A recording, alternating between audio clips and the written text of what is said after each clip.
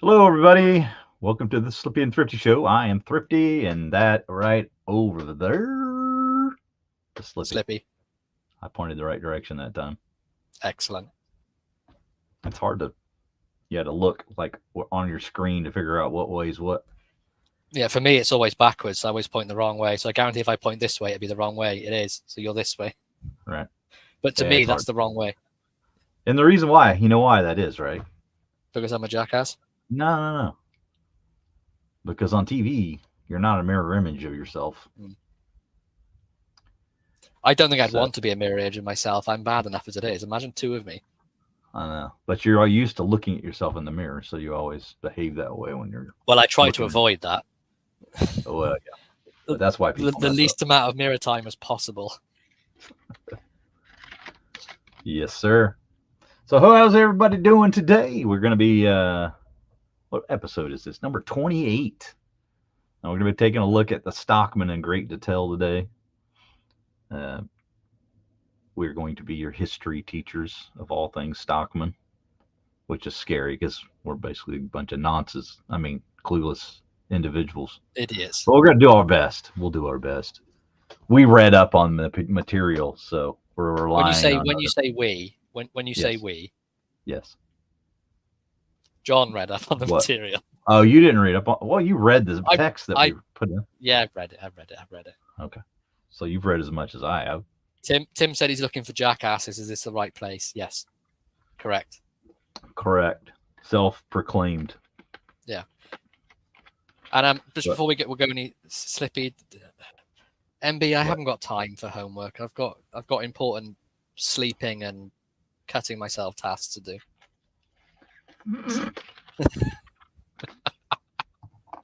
He did his homework. He's sandbagging right now. Gifted one membership from Tobacco Ridge. Thank you, sir. Who won it? Let's have a look. We have a gifted come up, but it's being very slow for me. Yeah, It was gifted to haven't- Marco. Where does it say that? I'm not seeing it.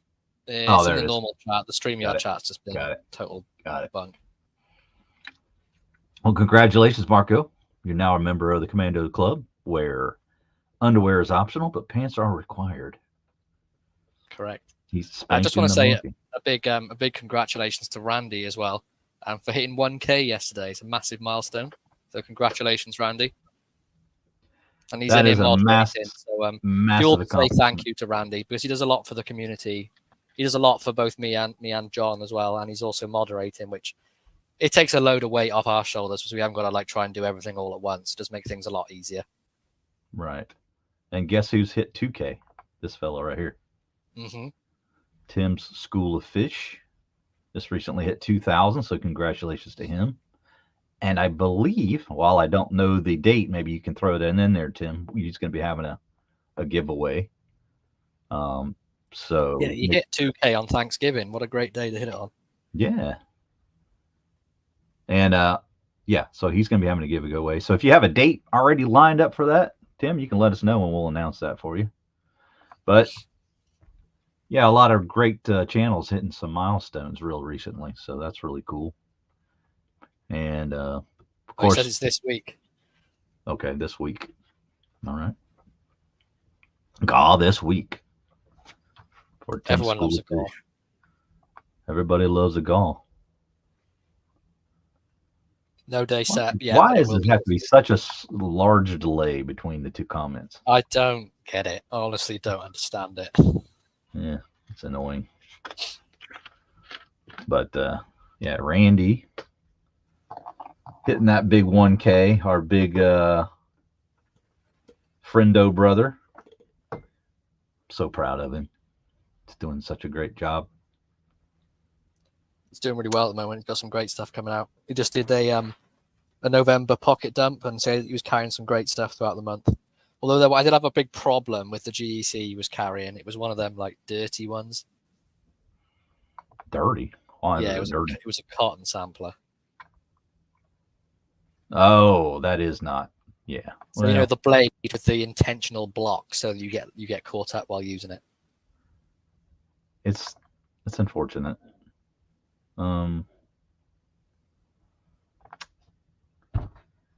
It's unfortunate. What was I going to say? You made me lose my track. Oh, Frank. I wanted to say thank you to Frank. He sent that mystery package. I did a video on that, but it's under the member section. So I don't know that a lot of people have seen it, obviously, because there's a limited number of members. But if you want to see that, you can go and join up on the membership, the Commando Club, and watch it. But he sent in some really cool stuff for the giveaway. So now we have a couple more prizes on the prize wheel. It was the Rose Craft Blaze Awanada in green. And then he also sent, now I'm blanking, what was the other thing? Oh, he sent in I always forget the name of this knife. It's the trapper. It's not a trapper. Or is it? It's the red popular. That's the bow trapper. Yeah, the bow trapper. Thank you. It's a Upswept bow. Upswept bow trapper. There you go. So he sent in one of those, and so put that on the prize wheel as well. And he also sent me a rally, which I'm going to keep for myself. This little fella right here. Rally's fantastic. It's so cool. So thank you, Frank. Wanted to give you a big shout out. Mike, thank you for the donation as well. We appreciate it very much. Yes, thank you very much, Mike, for shipping. Yeah, that'll help definitely. But I just wanted to let Frank know that because, like I said, it's under the member section, so you may not have been aware that that video was posted. But hey, if you want to check out the video, join up in the club. It's only like $3 a month, and you get all the previous content from, I don't know, there's probably about 14 videos up there now, I'd say. Yeah, you got a good few up there. And some, pretty cool pictures of different things that I haven't necessarily shown. So yeah, it's videos of stuff he's not actually shown on the channel either, which is, some good behind the scenes stuff. There you go. Appreciate it. But who's in it for some Stockmans today? Because that's what you're going to see. We're going to kind of take a deep dive into our favorite pattern. And I think we're going to make a couple of different ones like this in the future. Maybe like a Barlow. Maybe what else? Canoe. Do you know which one I don't want to do? Cotton sampler. Do you know what else I don't want to do? Peanut. Maybe a peanut. Moose. I don't want to go anywhere near that thing. Oh, the moose. Yeah, no. Okay. All right. I couldn't say one positive thing about it. You're down on the moose, but I'm more down on the cotton sampler. I think that's wrong. Oh, I'm not a fan. I don't understand why all the blade isn't sharpened. Well, the thing with the cotton sampler is I usually like one-bladed knives, right? But that's one I don't like. But to each their own. I know everybody has their. Tobacco Ridge is asking for the trapper. Mike says the peanut is great. I don't mind the peanut. I like. I actually don't mind the peanut. I picked up a few of the case peanuts recently. I actually quite like them. They're nice little fifth pocket knives. Michael appreciate this one. It's chestnut bone. Beautiful little two-bladed. peanut. Really great fit finish too. Very nice little knife. I didn't know they had half stops, but apparently they do. Yeah. All right.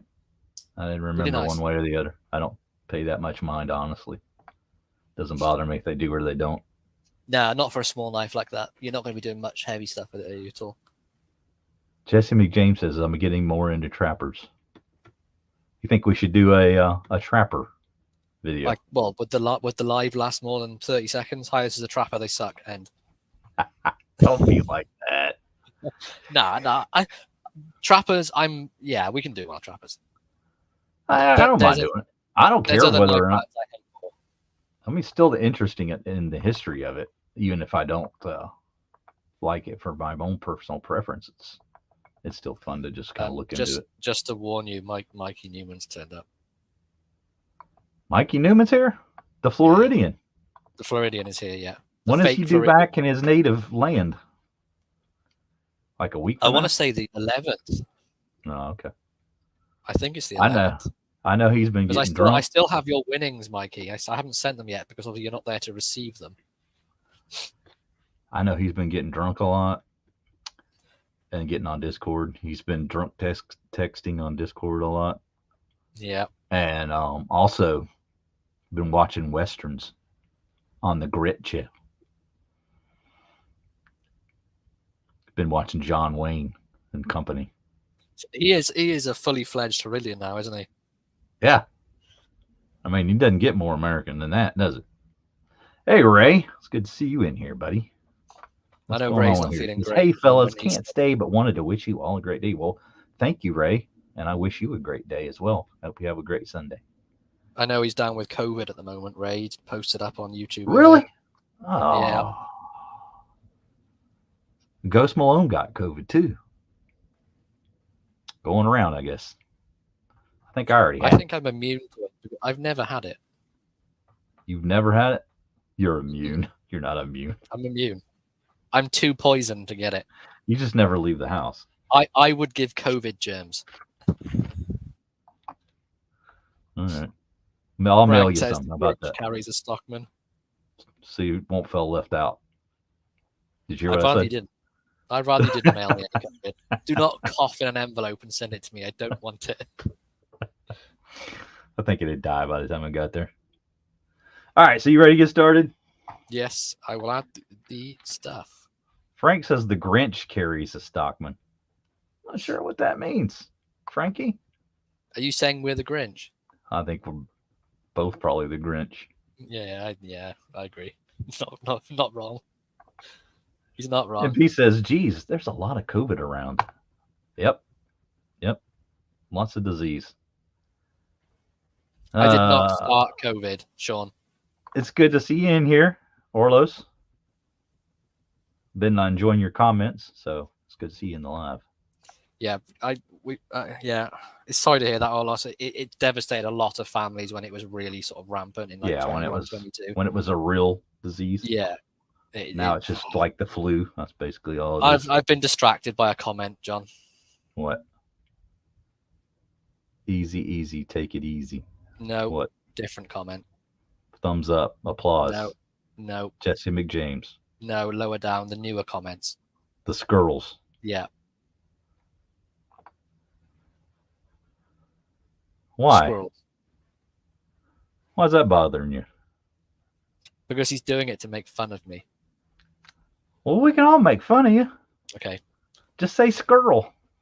Squirrel. Let me tell you about squirrels. No, you can't say it.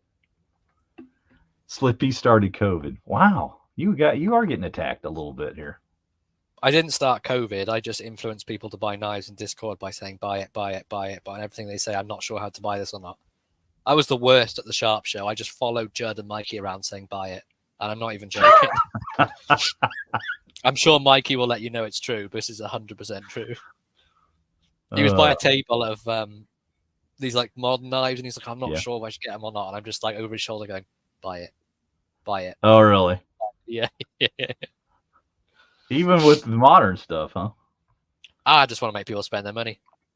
Yeah. That's more money that you could have spent on the knives that they could no longer afford, right? That's what kind of you were trying, a little ploy you were trying. Mike, will you tell Mikey when he can stop buying? Because I know your answer for that's always good. And it's always buy. So you can't ever stop buying, Mikey. Hello, Dwayne. Morning to you, sir. Afternoon to everyone. We're in the UK. Okay. All right, let's get started. Where are we at? 27 people? I mean, that's pretty good. So, I'm ready whenever you are. Traditional pattern deep dive, the Stockman. S&T take a closer look into the history of traditional knives. So, what have we done? We've done a little bit of research on Google. Same thing as anybody else probably couldn't have done. But the thing that I find in general with any of this historical research that I do on the patterns is that the amount of information is rather limited. It's like we don't know a lot about a lot of different knife patterns in their like origins. Yeah, especially ones that were sort of created, hundreds of years ago. Because it kind of gets lost in history, doesn't it? Of the actual origin. Yeah, you would think though it would be a little better documented, and I think for the most part of the ones I've researched, like I'll give you an example, like the Barlow, right? Remember, there was like 3 different families that like tried to claim that they were the ones that had started it, all with the last name Barlow. It's like, how does that work? So it's just things like that. It's just like, okay, well, once they come out of England and come over here, like the story gets lost. And that's not to say that we don't know a little more about the Stockman, but there's so many knives. Like the Congress, I've researched that. Again, really cloudy, like why it's named, what it's named, and there's no like real reason. There's lots of speculation, but no like definitive answer. Right. Like with the Stockman, a lot of people try to say, well, it's because the blades are coming together, and it's like, representation in Congress. It makes for a good story, but I don't know if it's true. And there's just a lot of hearsay. Let's just say there's no hardline facts. So yeah, it's a lot of he said, she said, and whispers. There's no like definitive. Yeah. So I've come to realize that while people will try to make hardcore claims, and of course, when the history comes from Levin, for those that aren't familiar, he's the author of probably the Bible of pocket knives, which is this one right here, or the 4th edition is actually probably the best. This is the 3rd, so this is probably the best aside from the 4th edition. But there's his name there, Bernard Levine. I'm not sure how you say it. It could be either. We'll just call him Bernard. We'll just call him Bernie, Uncle Bernie. Yeah. And Uncle Bernie says a lot of things that we take as hardcore fact. So we'll just have to go with the expert, and he's the expert. So Tim says that's the edition I have. Yeah, there you go. Yeah, the 4th edition's ridiculous. It's usually around $125 or something. That's a no for me for a book. Nope. Yeah, I mean, I think I can get by with the 3rd edition, but this is kind of what I've started to realize about all the different traditional knife history is that a lot of it, a lot of the actual history, the documented history has been lost. So we just kind of have to do the best that we can with the historians that we have. And it's probably not a topic that a tremendous number of people have invested time in. Probably has a lot to do with it too. I know that we discover things all the time, particularly about like human history, right? We're always finding new things about human history that are uncovered and change what we think we know. So lots of things discovered to be different from what we thought they were previously. Yeah, so it wouldn't surprise me at all if a lot of what we think is true is maybe not as accurate as, total BS, you mean? Well, no, not BS, just we're limited in what we know, right? Okay, so with that said, let's take a look at this first slide. Okie dokie. All right, you want to start it off? Sure. Right. So obviously the Stockman pattern we're looking at. So Stockmans are historically referred to as premium stock knives, and a less bulky, more fancy derivative of the earlier cattle knives. So we have a bit of an example here at the bottom of is this an earlier cattle knife? No, this is actual Stockman. This is the premium stock, is it? The early premium stock. I really like it with that spear point. It's a beautiful knife. Yeah. I mean, it's got the spear point blade. It's got the equal ends, right? And there's something missing on there which makes it so much better. Yeah. So for all you guys that say you gotta have a spade blade, this is what the spade blade looked like on this knife, and you see how elegant that is. Now they've gone and made this atrocity that they put on it now. They've soiled the Stockman. So, yeah, go ahead. The earliest ones, like you say, was the 1880s. They were uniform width with rounded ends and often had a long, slim spear master blade, right? As you see in the photo below. And then the clip master blade became kind of the standard by 1900. So for about 20 years there, 15 to 20 years, they usually had a spear point. I wish they'd bring back the spear point. I wish they would just give us an example of that. I don't have to have it every time, but that would be nice, wouldn't it? Mm-hmm.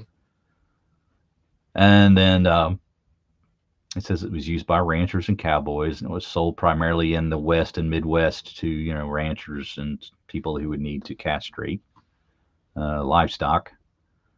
But was frequently had a sheep's foot, a clip point, and a spay blade for spaying, neutering livestock, particularly the calf bull. Right? It says the main blade has a spring to itself, so it's got its own individual spring. Usually they're two spring designs, and so the main blade has its own spring, and the secondary blades share a spring. So inexperienced knife owners often refer or confuse the three-bladed whittler with the Stockman. I know I did when I first got into knives. I didn't understand the difference. But the whittler is different because it has a main blade that's surrounded by two secondary blades on the opposite pivot. Yeah, very similar, just laid out a little bit different. It's really nothing really much different about it. Right. But what I like is that it was two springs originally. I know Buck do a 3-spring, but I think I prefer the 2-spring. Well, you will see that there are 3 springs of designs of the Stockman, but generally they have more blades. So like a 4-bladed Stockman or a 5-bladed Stockman would potentially have 3 springs. But yeah, you're right. For a 3-spring design, it's unusual to have 3 springs. But we do have examples of that. All right, next slide, sir. Okay, so this is what we've pulled from Levin's guide or Levine's guide. From Uncle Bernie. Uncle Bernie says in 1993 that the premium stock knife is a serpentine-shaped double-ended pocket knife that ordinarily has 2 springs and 3 blades. Now, some stock knives have 4 blades, and a few have 5 or even 6.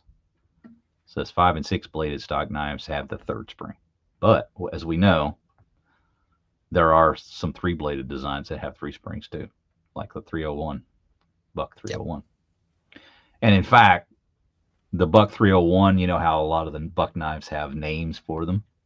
Yeah. It is called the Stockman. They've even trademarked that name, calling it the Stockman. So they obviously intend for it to be a Stockman. And it says any stock knife that's 3.5 inches long or under is called a junior premium stock knife. So we don't really use the terminology that they've been using. I don't really ever call it a premium stock. I don't even call it a stock. Evolved just to calling it what size it is, haven't we? Really, that's pretty much the way it's gone. Just call it a medium Stockman or a small Stockman. Large, jumbo. So, we actually even differentiate between the 3.5 inch ones now by calling the ones that are like under, I don't know, 3 5/8 maybe, or not 3 5/8. I'm sorry, 2 5/8 are like a small Stockman. So, all the definitions kind of change based on what's out there, but I think in general, anything above the 3.5 inch mark, you can call large, and anything just below that, call it medium, and anything below that by a significant amount, you just call it small. I know that there's certain manufacturers like Case that make all 3 sizes. Rough Rider makes all 3 sizes. Yeah. There's probably others. And even the medium ones with Case differentiate in size depending on the bolsters and stuff as well, don't they? I don't know. The serpentine one is longer than their sort of squared end medium. Yeah, we'll take a look at some of the Case ones on one of the slides later on here. But it also says the premium stock pattern was introduced about 1890, so that's kind of about the date that we have that it originated. It was earlier said in the other slide it was 1880s, so there's a little bit of a play of about a decade there before we know really when it was introduced. And again, it was a less bulky version, a more dressy version of the cattle knife. All right, so the cattle knives were quite a bit bulkier. They're a little large. They were like larger top to bottom. Usually included a pretty quite hefty. Obviously the cattle knives around like the farm and things. So they had like thicker blades, things like that. There are more chunky, durable knives. Yeah, robust. Yeah. It says, but the premium stock pattern was introduced in about 1890 as a less bulky and more dressy version of the cattle knife. The stock knife was designed as a rancher's pattern, so was at first marketed mainly in the West. But it became really popular, and you'll kind of see how this is affected by that. The master blade of a stock knife is always some type of clip point. A second blade is usually a spay for castrating young animals for skinning. There are many blades where blades can be a pin blade, a sheep's foot, or a what is that, harness punch? I never think I've ever heard that revert I've to as a never harness heard it called a harness punch. I can understand why, because it'll be well, for like the saddles, won't they? They want to put different holes in it, things like that, different bits and pieces. Yeah, makes sense. But let's just call it a leather punch. That's pretty much what we'd be using it for, really. I can't think of any other reason that we'd use it for now. Yeah, but I guess if you're anyway. you're talking specifically about a Western guy, then that's what it would be used for. Yeah, definitely. Okay, so we have stock knives are made in two basic shapes. We have a square end and a round end. Simmons Hardware Company called round-ended stock knives the Vaquero pattern. Trade Cutlery Company called the square-ended ones Texas pattern. So that's like a heavily curved round-ended pattern. The stock knife is called the Hump C-back or a sow belly. And square-ended stock knives with a center swell on the top are called gun stock or gun stock premium stocks. So a lot of stocks in that. Yeah, which to me that's stock. like super confusing because there's a gun stock pattern that looks nothing like the one with the swell that they're talking about with the swell center. So it gets really odd in terms of the terminology that they're using there. But basically that could be a center swell, I think mainly on the bottom, or maybe both. I don't know that I've ever seen one that had a double center swell that was called a stock, but that doesn't mean anything. There's a lot of knives I've never seen. But so one of the things I'm quite sort of surprised with is the fact about the handle. So you got wood handles we first used on premium stock knives in the late 1940s, but smooth bone in the 1980s. I would have thought that had been way earlier, but I'm guessing that's just smooth bone. Yeah, I'm thinking there was probably just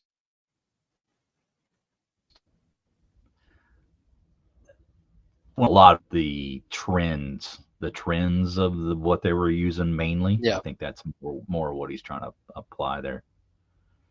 There's certainly going to be some smooth bone ones before the 80s. Definitely. You know what I mean? Must be. Yeah. And then, of course, I guess the wood knives. When did they really come into fashion? That must have been. Well, the Stockman in general? Well, I mean, I would think that any of the original knives were made from bone. We're talking way back, right? Any kind of antler or any kind of original natural material. So you would think that wood being a natural material, they would have used that. But again, I think it's just sort of like a trended thing. Yeah. But okay, so it says, so until the 1940s, even the plainest stock knives were considered premium or high-priced knives. It says around that time, however, cost-conscious manufacturers began to compare the stock knife to other three-bladed patterns. They recognized that the Stockman requires much less skilled hand fitting than any whittler.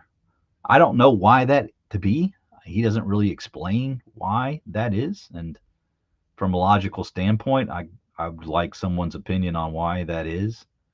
I'm not sure that I necessarily understand that. I guess it's because you haven't got to try and fit two blades either side of a main blade and not make it rub. I guess whereas because if you can just cant the two blades on one spring, you haven't got to just worry as manually much. adjust it, and whereas the other situation, it's either It's kind of got to be perfect. Right. You can't really adjust it because it's got to be straight, hasn't it? Yeah, I guess. Because if it's slightly bent one way, you can just cant it a little bit more. Yeah. I guess what's to keep them from canting it slightly as a requirement for a whittler, though? I don't know. But I do understand, like, if you're doing a split spring design like you do on a whittler, how that would be more complex. So that must be a nightmare to put those together. Yeah. Now, if that's what they're talking about, I can definitely see that as being a more difficult pattern to design with the split spring. Because you've got to because with the split spring, the secondary blade end is wider, isn't it? So they're not even directly straight. They're aiming towards the blade, and you've got to not make them touch. It's Right, and that you'd would be a almost have to nightmare. have those two springs pretty well aligned so that when you use that main blade, that both springs are acting fairly equally right at the same time. So I can see how that'd be a more difficult design. And plus, you got to angle the stuff instead of it being a straight line. There's a lot of different things, I guess, involved in that. Okay, so I can see that. So anyway, it says that they recognize that the Stockman requires much less skill, hand fitting, than the Whittler, while it is more attractive and less bulky than the cattle knife. I don't know about more attractive, but yes, definitely less bulky. Maybe to Uncle Bernie. To me, not. Yeah, Uncle Bernie's opinion is being thrown in there, right? And in the past half century, as a consequence, the stock knife and junior stock knife have become the standard and often the only three-bladed pattern that many manufacturers make. So as far as multi-bladed knives go, I definitely the Stockman rules the roost, right? I mean, 100%. Yeah. Some companies just make a Stockman, like John said, as a three-bladed. I know other companies like Rough Rider, they do the Whittlers and stuff still, but the smaller sort of companies, they just do like the main. Yeah, you think about somebody patterns, like and they don't Roper, sort of like what dive into other multi-blade, sort of patterns. right? So it says up until the Yeah, 1920s, they just do a Stockman and a all sorts of jacks and pen knives, especially serpentines, were sometimes called premium stock knives. See how that the terminology gets muddied because of the naming of the companies. The companies will just like wishy-washy do whatever they want in naming a knife. And I think that's something we all have to recognize because this is basically points that out right here. It says up until the 1920s, all sorts of jacks and pen knives, especially serpentines, were sometimes called premium stock knives, evidently to cash in on the popularity of the name. So they were just using the name inappropriately to try to sell the knife, hoping that people wouldn't recognize the difference. I mean, I've got a good example of that. That Boker Stockman I bought is a single blade. Right. But they called it the single-bladed Stockman, which I sort of understand because the handle shape is a Stockman handle shape, but there's nothing else Stockman about it. Yeah, but if you're being nitpicky, you can have multiple handled Stockman shapes. There is no definitive. There's one that they use primarily.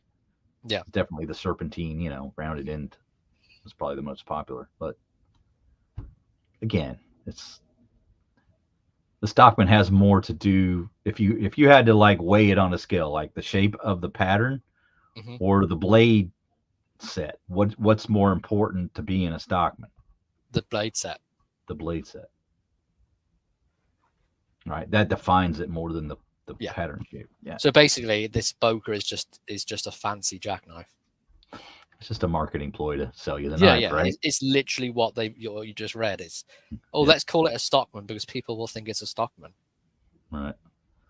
It says since that time, however, two-bladed knives with stock knife-like handles have been called premium jacks if they are single-ended. See, jackknives, which is what that Boker is. 100%. And then you got Texas jacks if they have a large double-ended. And we were corrected by Tim on that one live show that we said that was, I forget what pattern we were talking about.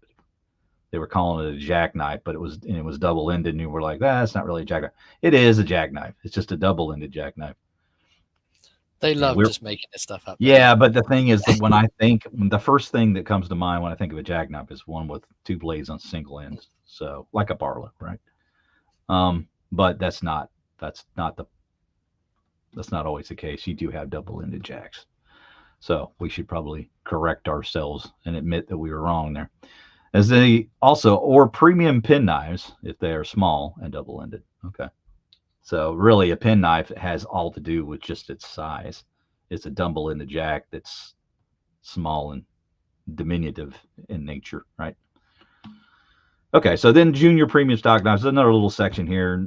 It's not real important. We've kind of already covered this, but it says junior premium stock knives are small versions of premium stock knives. Those 3.5 inches or under. They are not really big enough for frequent work or on animals, but how many owners of junior or even full-size stock knives actually use them on livestock? That's a good point. Yeah, I don't own any cattle or sheep or calf bulls.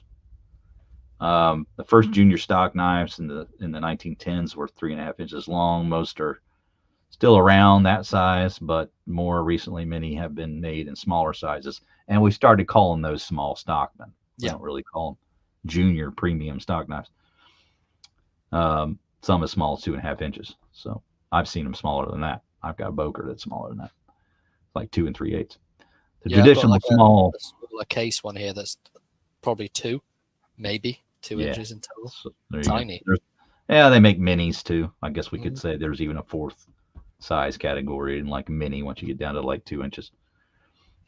Now you're just talking about like little toys at that point.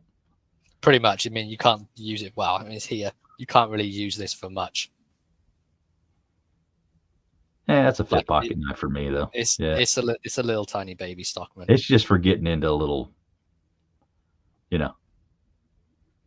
a package of cough drops or something with some cellophane on it, whatever. Yeah. You're not going to be going into any sort of, you're not going to be doing any sort of farm work or ranching with this in your hand. You can maybe castrate a hamster with it. No, you can't, John. I'm afraid it doesn't have a spay blade. It's got it doesn't. Well, that particular one, yeah. You can't even castrate a hamster with this.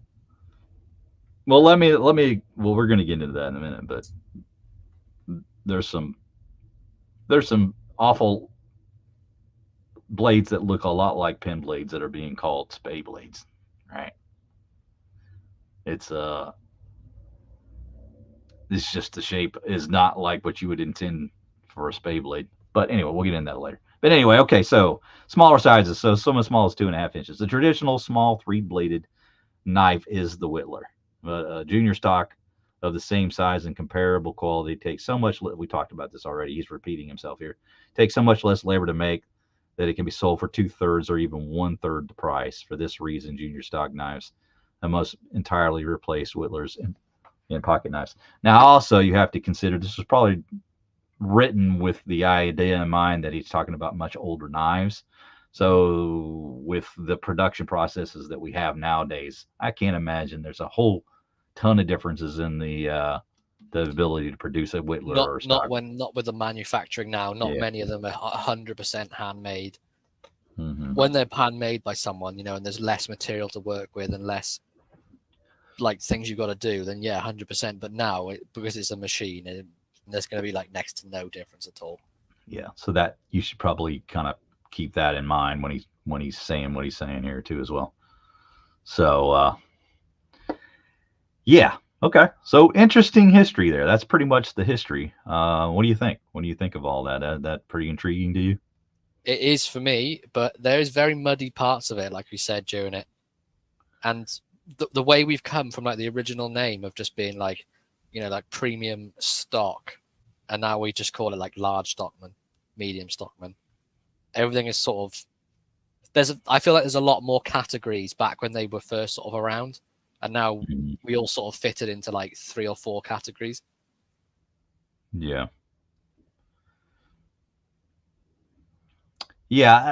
I think just in general how marketing worked back then, there was a big push to always kind of what's the word I'm looking for here? Sort of when you had something that was sort of in some way premium or a cut above, that was always something that they wanted to emphasize, right? Yeah. And the way that they marketed back then, which to say is not entirely untrue of today, but that was like a bigger role in the marketing, right? Was always to try to emphasize something as being better than the thing that it was the previous thing, with. bigger, better, shinier, stronger, whatever, more fancy materials, whatever. So I think that's kind of maybe has some influence on why they call it a premium, whatever. But I think for the most part, now we can kind of just attribute the premium part of it to like a handle material, right? Yeah. I don't know what else you would necessarily call premium nowadays. But maybe if you had an uprated blade steel, maybe that sort of stuff. Yeah, right. But but the ideas have changed, is what I'm getting. Yeah, 100%. Yeah, 100%. All right, so what do we got next here? All right, So so we have we've some got examples. several examples here to kind of point out, and the difference will be kind of, minimal, but we'll just kind of look at some things and show some these more subtle differences. So the one on the left there is the Pit Viper by Roper, and you get serrated. Squared bolsters on this particular one. This to me is like the most iconic, quintessential design. When I think of a Stockman, this is kind of what I think of right here. Yeah, when I picture Stockman, it's that. Well, to me, that is Stockman. Right. Maybe the only difference being the sheep's foot and spay are swapped. Yeah. Because a lot of times you'll have the sheep's foot on the butt end. So that could be maybe the less quintessential aspect of that particular one. But in terms of the shape and the blades that you get, that's kind of how it goes. There you go. That to me is pretty quintessential design, but it has its differences too, and I'll point those out in a minute. Okay, so because I have actually a picture of the 301, but the spay is at the blood end, and you have a very aggressive clip there. So if you compare those two clip blades, it's a real mean clip. It's more like the aggressive clip that you get it on an English Barlow, right? Yeah, 100%. And a little bit less belly, but it has that sort of really aggressive, upswept sort of tip, real pointy as well on the end. Yeah. And then on the right here, we've got a Western. So that has rounded bolsters. It's a serpentine frame. There's a spay at the main pivot, along with a clip point blade, and then the sort of the sheep's foot replaced with a punch. Yeah. So in my opinion, they've replaced the wrong blade. I knew you were going to say that. But I've got an example where they did replace the correct blade. Yeah. I think that's on the next slide. So let's go to that one. There you go. So you have the case 18 pattern. All right. This is actually this one right here. But yeah, you have the rounded bolsters, serpentine frame, sheep's foot at the main pivot, and then the Skinner style blade. You'll see that that's a much narrower blade. And if you look at where the bend begins on the clip, it's about a third of the way up the blade, right? Yep. And then if you look at the one on the right, that's again more of a traditional clip where the clip is like the last third of the blade. So again, here is that exact same pattern. And the clip starts right way here. Back. Yeah. Right here before it angles. There's like a less pronounced sort of clip point. What do they call that? It's like a I call it a Skinner clip. Skinner. I don't know if that's necessarily the proper way to name that, but that's. But then again, it goes back to the patterns. The blade shapes are called different even though they look the same by different companies. Right. But I wouldn't even call that a California clip because there's an actual example that I would call a California clip in these photos too. So let's move on with that. But that's your 18 pattern by Case, and the same one as the yellow there. Okay, and then we have kind of an unusual one here on the right. This is the Schrade 89OT called the Blazer. And you actually have one of those, don't you? I do. So this is the Blazer. So you can see you have that serrated sheep's foot blade there, spay blade at the end, and that sort of main clip point blade. Exactly. Really great. I don't think I've seen any other knife with a serrated sheep's foot on it. Have you? Oh, I have, but I couldn't tell you what it was. It was something, something I just spotted one time on eBay and never really looked back. Yeah. But a really great pattern, just crazy good. And right. I know Jersey has one of these too. He's actually in here watching as well now, so welcome, Jersey. Welcome, Jersey. Real great welcome knife. to Addicted to Blades. Welcome, Watch City. Big welcome, J's Mrs. in here C. as well. Mrs. C, hello. How are you doing? Neil D, how you doing? Oh, but Jersey, yeah, he's a big fan of the American-made old timers. He probably likes that one a lot. Another little thing to notice about the this one and in this previous slide is if you look at those two spay blades, this one's a really relaxed style spay blade. Yeah, it is definitely. Doesn't have a tremendous amount of like downward sweep to the edge. No, it's not as sort of pronounced. It's so it's about as close to as you get to a pin blade without being a pin blade. And I think those are kind of it's like the flattened end on the tip here. They're the ones that you favor the most, right? That style. Yeah. If I'm going to say a spay blade's attractive, it's this sort of style. All right, let's look at the next slide. Okay, so what do I have to say about this? Again, a very, very relaxed spay blade, almost a pin blade on the 301. You have a saber style grind on the clip point blade. Okay, and then a very late bend on the sheep's foot. So it's almost approaching a Warncliffe style. If you compare that one to the right side, you can see the radius on the sheep's foot is much more pronounced, whereas the radius on the sheep's foot blade of the 301 starts a little earlier. So yeah, again, just a little different design. And the spay, well, even the spay blade on mine is getting close to being a drop point. It's not far off. Yeah. Yeah, it's very relaxed. It's a very relaxed spay. So yeah, really cool. And this particular knife, you can't see it in the photo, obviously, but it's a 3-spring design. So you have to show that. I want to show the bottom there. There you go. Yeah, 3 springs. It's quite hard to see, but you can make out the 3 springs there. Yep. And really to be fair to Buck, it's not really made it any chunkier than other ones, I would say. They've done it in such a way that it's not really much chunkier or heavier. Not that I would notice anyway, even if it is. It's not like a drastic change. No. The weight difference, I wouldn't say is dramatic. Okay, here one on the right is probably, this is an example I don't really own with the elongated bolsters.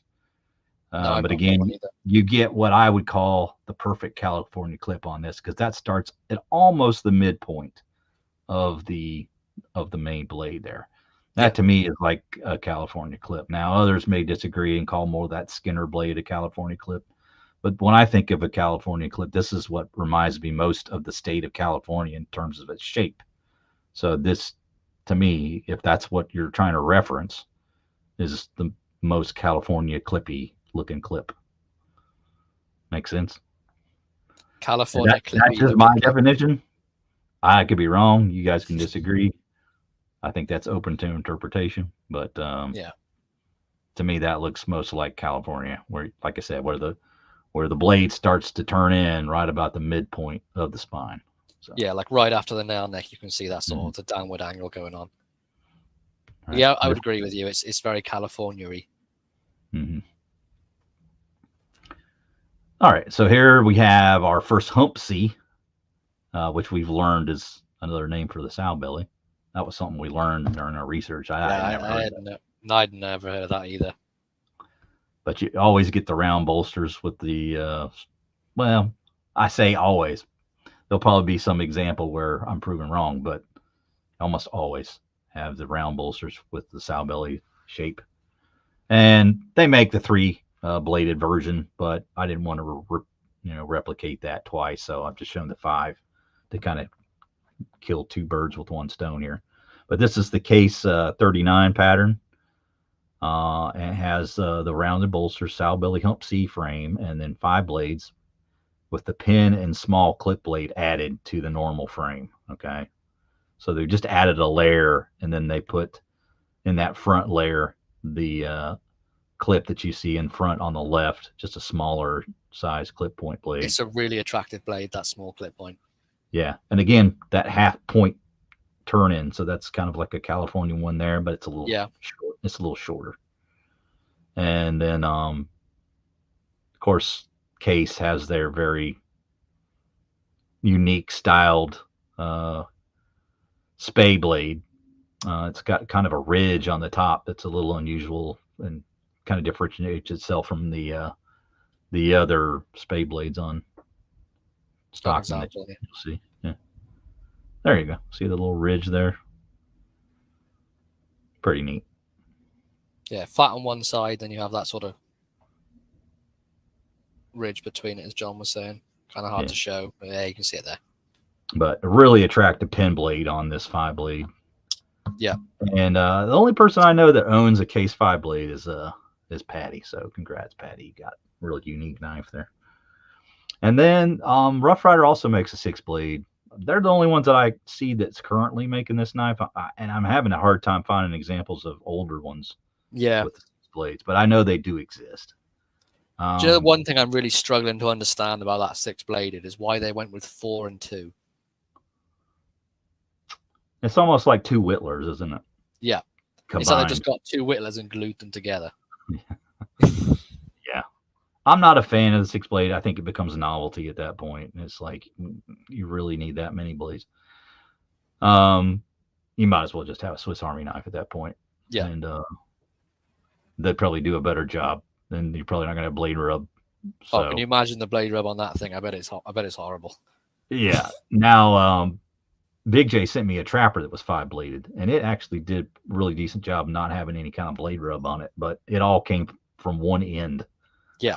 It's easier to not get the rub when it's all on one side. Yeah. So I think when they're all interlocking and stuff, you're like, nah. And how many are they crinking? I don't even have an example of this to look at. I don't want an example to look at. It's just it's not what I'm interested in. But you get the pin, the small clip like you do on the 5, and then you get also that straight back. If you see there, where is that? That is the 3rd blade back. Yeah, 3rd blade back. I'm almost intrigued. I would want to know how they fit those all together. Actually, I think I put that name in there for another example. This is not the one with the straight back. This one has a Warncliffe and a spear point. So you can ignore that little caption there. They've done something a little different with this one than the one that I was probably looking at when I was typing that in there. But in any case, they do make other versions with, straight backs. So, yeah, so there you go. It's Tim's just said, design team, what blade should we put on it? And he's just put all of them, right? All of the blades. Mm-hmm. Okay, and so then you have the largest of the Stockmans, and this wasn't something that was covered in the Levin's guide. They also have like examples of Stockman that are much larger than the normal large Stockman, which is generally about 4 1/4 is kind of where that stops, somewhere in there. I think once you get above that, you can call it a jumbo. And I have a couple of different ones of these that Rough Rider make, and they've got the double nail nick design, which I'm not a fan of. We've talked about that in a previous video with the design of some of the other knives that they've done, and they added the nail nick when we didn't want them to. Anyway, it's kind of another little bit of a novelty knife for me, because it's to the point now where you have blades that are larger than I feel like the action can sustain, and you could easily fold the blades on your hand. So yeah, and the way they're sort of cranked a lot, aren't they, on the Texas sort of jumbo stock ones? I know the ones examples you've got, they are. Like they're cranked a lot. Like I've got an example of an old timer. They're calling it the lumberjack Stockman, but it's just a jumbo Stockman. Pretty big knife, the 858. Okay, yeah, that's sort of a massive. Right, and I actually prefer that one to the Rough Rider version. This is more. It looks more like a Stockman because it's that serpentine shape. The shape you would think of when you thought Stockman. Yeah, it's not tapered. Like the left hand side on this one, it's got wider. But, yep. Yeah, and it's almost like a coping blade instead of a sheep's foot now. It's a little weird. I don't know. It's not my favorite example of a jumbo. There's probably other ones that I would like better, but this is the one I could find for the photo here. But yeah, so they make some really large Stockman there too, and I think the 858 is probably Probably one of my favorites as far as large. Yeah, it's Large a good Stockman. size for the UK. I will admit it's not UK legal, but Mhm. I still carry it. Right. So finally, we have the next slide an example of some of the case Stockman patterns that are currently available. They have more on here, and as case does, they kind of like bring things back shortly, and then they go away, and they come out, and then they go away.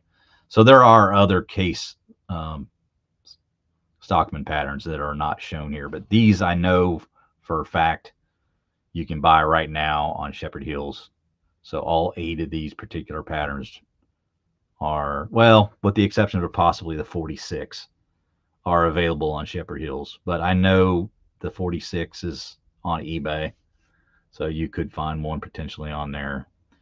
But there's some others like the 92, real hard to find. I can't think of them all off the top of my head, but they do make more than what you're seeing here. But in terms of what they have available to you pretty frequently year to year, these are kind of the ones that they stay with. 87, a little less common. Um, some of the others are much more common, like the 18 and 33. 75, pretty common. Of course, 75 being like one of the larger ones, probably my go-to for a larger Stockman. Yeah, I enjoy the 75 pattern too. I know a lot of people do as well. Mm-hmm.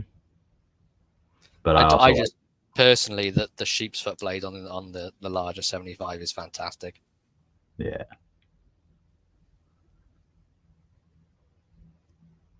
They just do a really good example. It just goes to show that how many that you can get, and there's a lot of variation in size and handle shape. Yeah, So loads of different stuff. if you go back and watch the video that Zen did with he's running right now, but I wish he would have stuck around just a little bit longer. But he showed a great video of all the different Stockmans that he had in his collection, and it was really interesting to see the differences in shape and size. But yeah, Stockman patterns super popular, made by a lot of different manufacturers. Even today, Boker makes them, Case makes them. You got budgets brands from Roper making them. Rough Rider loads of making them. different companies making them. Marbles making them. Who else? I mean, in the budget arena. Frost, I suppose, if you're into that. Yeah, Frost do them. So well, they're Old Timer wide. is still making them, aren't they? The Old time, Chinese obviously, ones. Old Timer, yeah. Uncle Henry, yeah. Uncle Henry. So all the budget brands seem to make them, and they're just Why an awesome not? pattern. Yeah, it is. It's a great pattern. It's one of my favorites, if not my favorite pattern right now. I didn't really used to like multiple bladed knives when I first started collecting. I was very much like either a jackknife or a single bladed kind of guy. But I don't know, they've really grown on me, and I carry one pretty much every day now. Yeah, I've been carrying this for the last, I don't know, 3 or 4 days. Just the one with the really bunch. enjoying carrying a case for once, because most of the ones that I have are bone material. Yeah, it's nice to get the synthetic ones that you can just not worry about banging around. And I found that I'm using the sheep's foot blade on this one a lot. Oh, but it sticks up a little one more. thing that kind of bugs me about this knife is I wish they'd have put the sheep's foot nail nick on the front.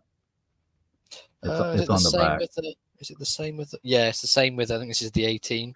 Yeah. So now I've started just carrying this like reverse. Like I always put it in the pouch with this side out. All right. So I can just go boom right to it. I mean, with my one, I don't know if it's the same with yours, but there's enough blade on mine you can just pinch it. Mm-hmm. Yeah, I can't because I've got too much oil on the blade. But the thing is like I'm left-handed, so you would think that would be easy for me, but I never I always grab the knife with my left hand and open with the right. Like that's my go-to way of opening the knife, like a right-handed person. So I don't open my knives like a left-handed person. So So I you're guess just I should saying, just, basically, you're saying you're messed up. Is that what you're saying? well, what I'm saying is this knife is kind of meant for me, and I'm still not able to use it the way Yeah. I should because I always try to be a right-handed person. So when I they've do. intentionally made you a left-handed knife, and you still refuse to use it that way. Yeah. So yeah, I've just kind of flipped it around, but yeah, with that being as pronounced as it is, I don't know why they didn't put it on the side. No idea. Yeah. Interesting. I'm guessing that maybe they use that on another same blade as on another pattern where it makes more sense to have it on the opposite side. I'd imagine so, and it's just easier for them just to the Continue sort to of manufacture like that. yeah. That would be my guess. But in any case, that's a pretty minor little gripe. I love this knife. Yeah. So I'll be carrying the one- 18 pattern. Yeah, one that I've received recently from John was one that's I'm really enjoying. The Abalone Rough Rider Sow Belly. Another great Stockman pattern. I know we talk about them a lot, but that's just a great design. And Thank you, John. An actual useful spade blade on it as well. Yeah. One that's it's a good shape for it. Like, you can use it for its purpose. It does have enough of that sort of flat edge on there, and a nice bit of belly on there too. Mm-hmm. I just like the rounded belly part of it. Yeah. But another great design. I know we both bang on about the sow belly, but it really is. No, Horsehead, it does not say bum me down. Been through this before. It says burn. It says burn. There's a gap. There's a gap. He's had multiple people tell him that, and he continues to wear the shirt. He just doesn't. He doesn't care. If I sort of if I sort of fold it here. Right. There we go. There we go. There we go. So if I just sit like this. Yeah. He does look sort of like a fella that would, What, bum you down? Take part in that. Thanks, John. So we can understand what you might be confused. But pretty short show today. I think that we covered pretty much everything we wanted to cover. But we're going to do a giveaway today. Yeah, why not? All right. Let's try to be a little more efficient about it this time. So we're not going to go very long on your ability to guess the number. We're gonna do this rapid action because I found that we're not being very efficient about how we're doing this with the trivia questions involved. So, guys, get ready. I'm gonna write down a number, and Randy, go ahead and put the rules up. We doing US first? Yeah, we'll do US first.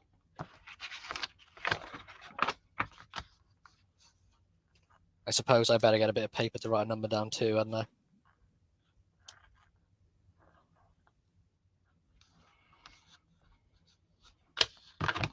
All right, so there's my number. Let me throw that up here.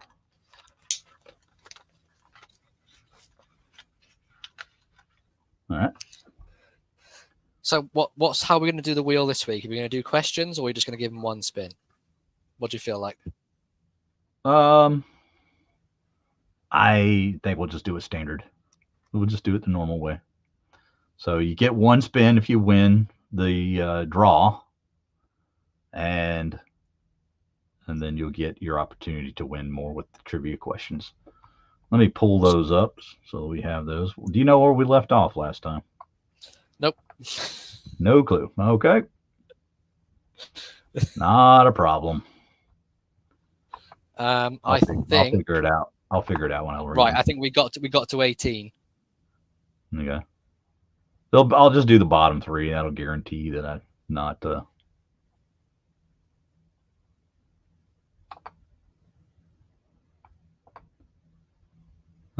That's not good.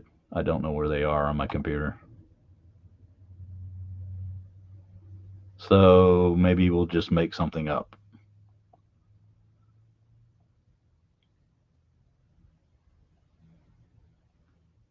I don't know where they are. I cleared my cache, and so they're no longer. Oh yeah, I found them. Got them. Okay, so you think we left on 18? Is that what you said? Okay. Yeah, yeah. Oh, yeah. As a matter of fact, I know where we left off because I still had them highlighted. So here you go. Here are 3 questions. All right. And how long do you want to let the numbers go? Randy has started it for us, and there's numbers flying in. By the time I get back to the screen, we are going to be stopping. We're not giving you a ton of time this time, just because it's been too slow and dragged on. Okay, so another 15 seconds, and then we're going to stop. So 105:35. So get your numbers in quickly. We're not messing around. No, you did not, Randy. No, not at all. We're doing a quick fire go.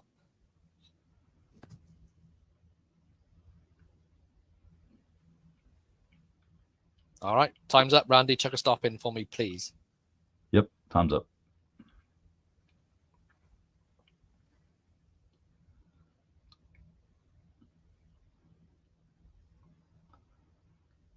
All right. So where's the stop? Have we stopped? Where's the stop? Still waiting for the stop. There we go. There's awesome. The stop. So winning number was 37. 37. So we have a 31. Oh, 42 looks closest. I got a 33 from Frank. 38, Sean for Gunslinger Cal. Okay, so for Cal so far then. Yeah, it looks like 38.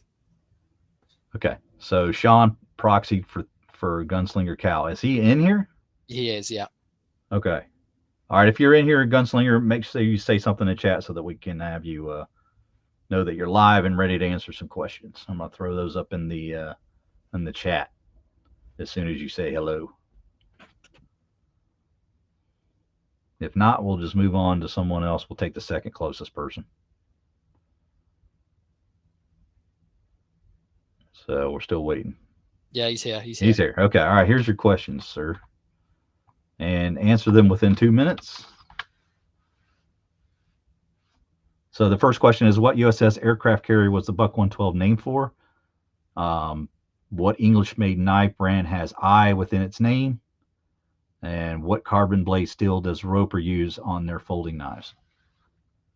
Those 3 questions. And if you don't know them, just put pass in space.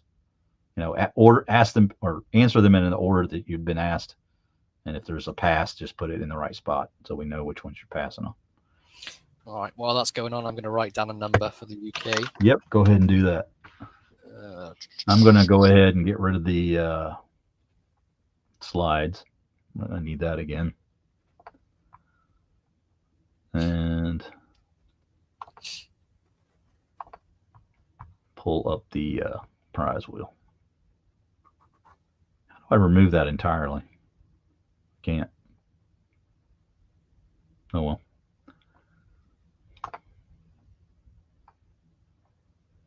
I've removed it. Gunslinger Cal, pass. All right, so he doesn't know the answer to the end. He's going to get 1 spin of the wheel. You see that on your screen? Yes, we do. Can you add that in there? Let me get that centered up.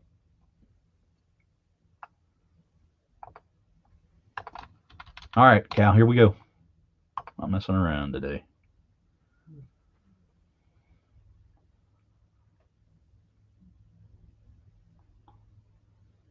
And Cal has won an Imperial large black Saudi. So congratulations. Big boy. Yeah, that's a cool knife. That's a real good work knife. Number 19, sir. So Cal has won number 19.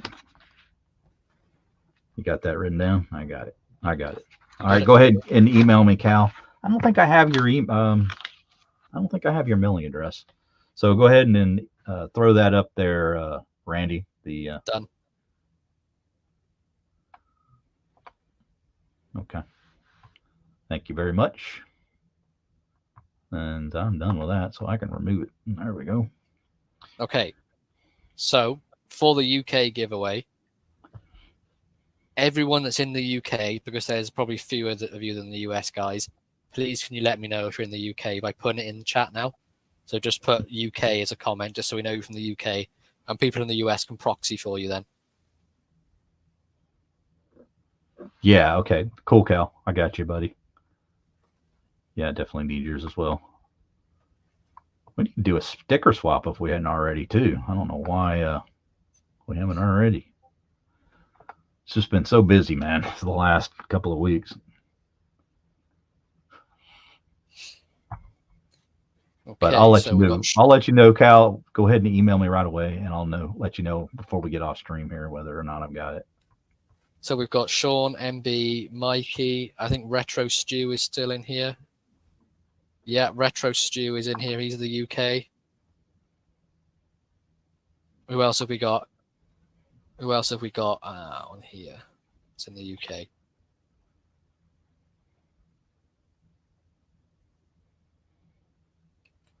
Any more UK guys in here?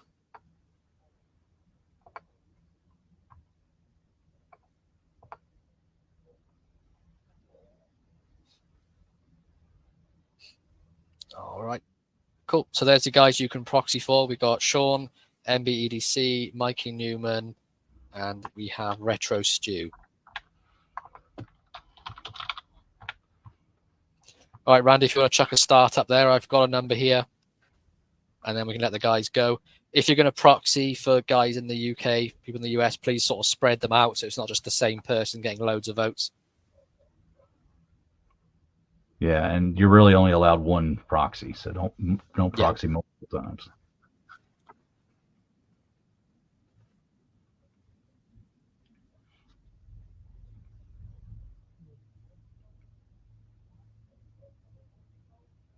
$69 for MB80C. Unusual number there.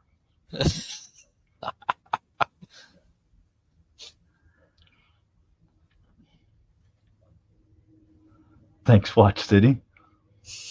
You're very welcome.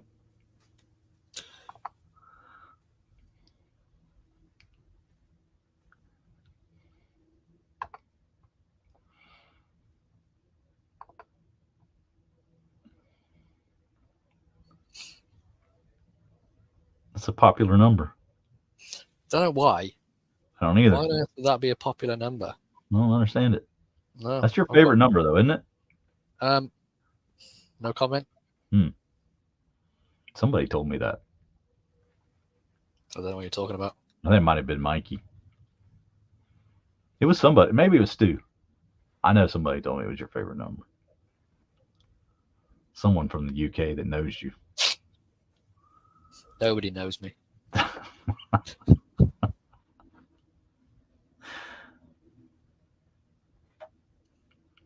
All right, I think Randy will chuck a stop up.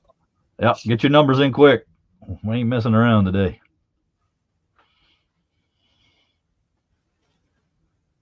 All right, we got the stop in there. What was your number, sir? I'll help you try to find it, unless you were following it.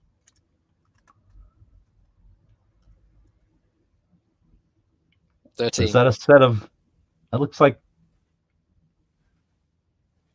It looks obscene. What is it? 13? 13, right? 13. Okay. All right. I thought it looked like something else, but that's fine. Oh, you're too late, OMKR. You're too late. And we had, I think the closest was 11 for Sean from Pepper Dingo. Okay, that's what I'm seeing so far. I haven't looked at all of them yet, though.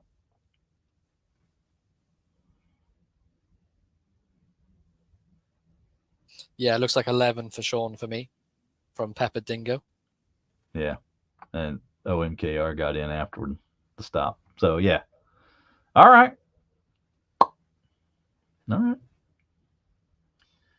All right. So we've got a spin of the wheel, sir. Let's see it. One spin of the wheel. 3 questions. You need 3 questions. I got my questions. They're there. Sean, go. So we got what Rough Rider pattern does TK collect?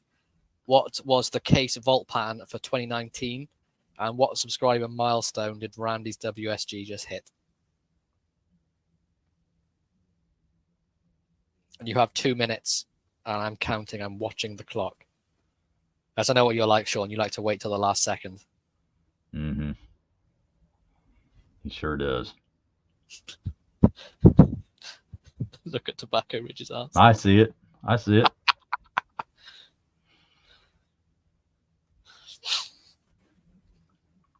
Weren't you supposed to go for? I thought you were leaving, Cody. Weren't you supposed to go for a meal or something? I think trolling becomes better than everything. I think Maybe that's he's eating and trolling at the same time. Yeah. He's multitasking. So Sean's answered. He's put sow belly, pass.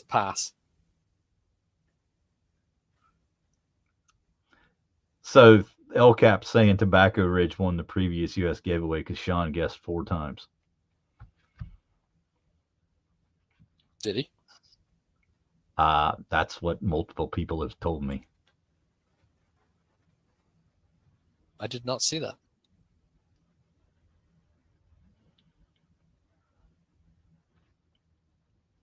Well, it's a little too late to go back. We'll be okay because Tobacco Ridge is a personal friend, so I can send him prizes anytime he'd like. So he'll be all right. El Cap. In fact, I was going to send him something tomorrow anyway. We'll see. Do you know what you should send him? What's Cough in an envelope and send him that. I'm going to send him my whatever excess trapper I may have. He seems to like trappers so much, so he's getting a trapper. Send him that one that they use the shield from. He'll enjoy that one. Oh, yeah. There's one.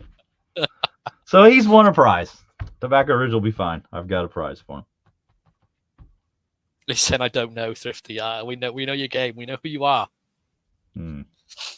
Okay, so Sean won 2 spins of the wheel, the original and an additional. Let me just share the wheel up here. Let's get it up. Share screen. Pick a wheel. Share. I don't know, Thrifty. Okay. When someone's been your friend spin 1 since 2006, and they say you don't know you. It's harsh. It's harsh. Oh, look at that! Free spin. You won an additional spin. So he has 3 spins now. All right, 3 spins. I'm on it.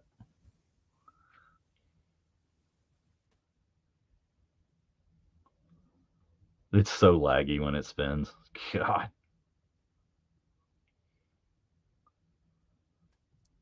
Oh, you've been downgraded. So he still has 3 spins. So if your next spin lands on Ep28, you win the RR2168 Trapper. Do you have that knife? Who gave you that knife? I do. I do have that knife. How did you acquire? Oh, you bought it yourself. All right, so no, he doesn't win that. He just wins. So this was donated by Mikey for the giveaway, so we appreciate that, Mikey. All right, just so he's won the 17. So spin, guess 1, or spin 1 is Tinker number 17. All right. Spin 2.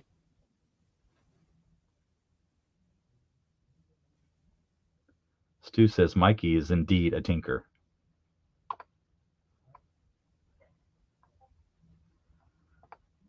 Oh, this is the hard one. Oh, you've just been trolled hard. Sorry, you forfeited all the prizes won. You forfeit all prizes won. If you start a new game with 4 spins. But starts a new game with 4 spins. So it's another 4 spins. Scratch off the 17 then. That goes back on the board. Let me add it back to the board. Yeah, add it back. Everyone know what's going on. Everyone ignore what's going on. Where is it? Here it is. Don't worry about it. It's all part of the troll process. 17. Yeah, he didn't win the Tinker yet. So back to 4 spins. Back to 4 spins. The troll wheel will troll, won't it? Oh. Just put done. Don't put hide. No! What are you doing? It's landed on this one again. I'll just say done. You can't use Still it 4 spins. times.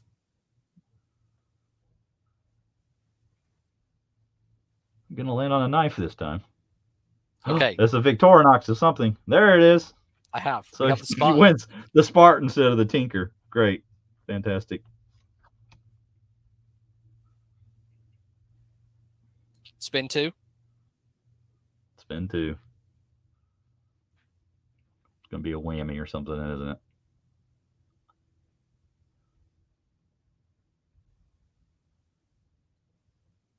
Spin 2 is Irish Santa missed your house. No prize awarded. That's harsh. 2 more spins remaining. That Irish Santa's horrible. He pissed down my chimney once. That Irish son of a gun. Did he just win another free spin? And then you get your spin back. This is going to go on for eternity. The trolleth will taketh, and the trolleth will giveth.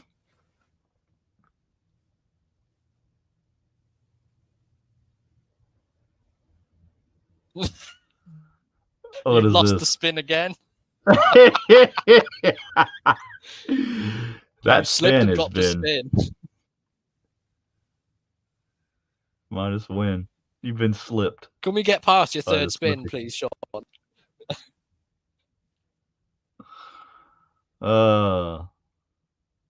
No, he's still at. Yeah, okay, there we go. Mod Marvel. If your next spin lands on a modern folder knife spot, you win that knife plus a bonus spin.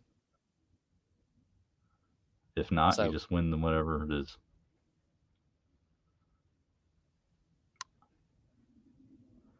This is spam on wheel. Okay, so the Tinker. So he won the Tinker back? Seriously? Oh my god. Yep, so he has the Spartan and the Tinker. I've lost count of what number spin he's on. I'm sorry. He's lost 1 spin since the 4 spins that he got. So this is his final spin or what? I don't even know. This is the final spin to my understanding. All right. Yeah, and he's got the Whitby Kent in mahogany. Number 6. So 3 knives out of 8,000 spins it took us to get there. Fantastic. Congratulations. That's one heck of a Sean, you better appreciate that. It went on forever. There we go. Whitby. All right, so a Tinker, a Spartan, and a Whitby. All right. Congratulations, Sean. Mm-hmm. And if you're not in the UK and not watching this every week, I mean, your odds of winning are just phenomenal. Big odds. So, big odds of winning if you're in the UK. We need more UK guys. Bring in your friends. Tell your brothers and your sisters and your mothers and your fathers. We need more UK people in here. And then the fact that Patty and Judd aren't here, that's a slap in the face. Sean won. He's exhausted. I'm exhausted. That wasn't merry-go-round. You didn't have to control the wheel. I didn't know what the hell was going on halfway through. Frank's moving to the UK. I'm right there with you. I'm coming over. Disgusting. Thanks. You know what's disgusting? Chewing tobacco. I just offended half of the southern states population. It's not good for you, though, guys. You really should quit if you are a user. It's not healthy. Mikey, I was not in control. I did not know what was going on. You were correct. All right. I had no idea. All right, we're gonna get off of here. Get you guys relieved, and congrats again to the winners. We got Sean and Cal, and I'm gonna check my email before I go here to make sure I got Cal's. Oh, he said he's gonna send it to you on Discord. Discord. All right, go ahead. I'm waiting. I've got Sean somewhere. He already has. All right. Thank you, Cal. Got it. Thank you, sir.